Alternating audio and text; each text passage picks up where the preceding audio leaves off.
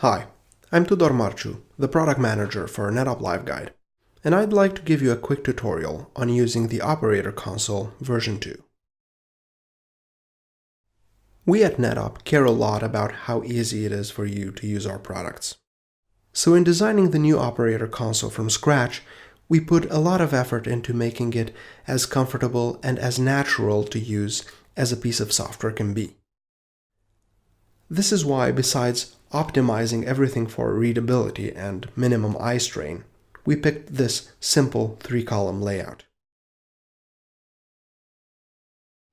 The 3 columns represent the customer, chat, and details areas.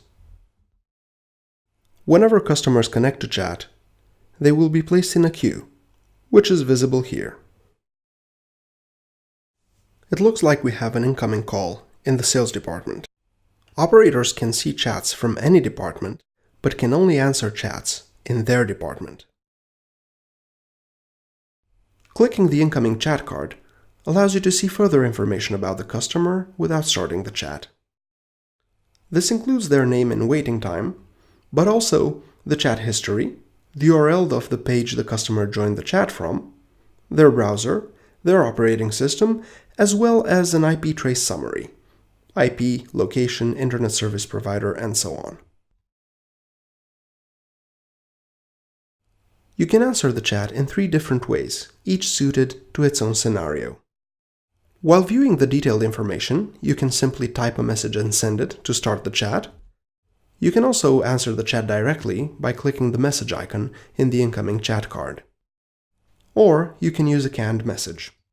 You can either send it as is, or you can edit it before sending for a more personal touch. Of course, you might find it useful to send canned messages during the conversation as well. Clicking any message in the conversation will display the time when it was sent. If you want to increase your efficiency by multitasking, you can always switch between active chats by clicking on their respective cards. You can transfer a chat by selecting Transfer from the chat menu and then selecting the appropriate department. You can also transfer the chat to your own department if you want another one of your colleagues to take it. To close a chat, simply click X in the active chat card. If the administrator has set categories as being mandatory, you will also need to select a category at this time.